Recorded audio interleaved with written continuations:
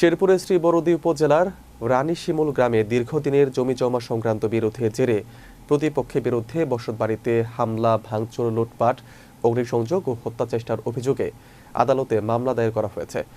শেরপুর জেলা প্রতিনিধি মাহফুজুর রহমান সাইমন জানান, মামলার অভিযোগ অনুযায়ী গত 18 জুলাই 2026 সকাল আনুমানিক 10টার দিকে অভিযুক্তরা দা, ফালা, লাঠি, লোহার রড, শাবল, কুড়াল ও হাতুড়ি সহ দেশীয় অস্ত্র নিয়ে সংঘবদ্ধভাবে বাদীর বসতবাড়িতে হামলা চালায়।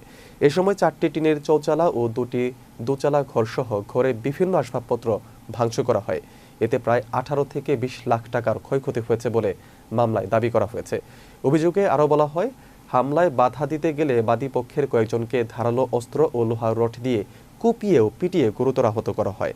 আহতদের প্রথমে শ্রীবরদী উপজেলা স্বাস্থ্য কমপ্লেক্সে নেওয়া হলে কর্তব্যরত চিকিৎসক গুরুতর আহত দুজনকে উন্নত চিকিৎসার জন্য ময়মনসিংহ মেডিকেল কলেজ হাসপাতালে রেফার করেন।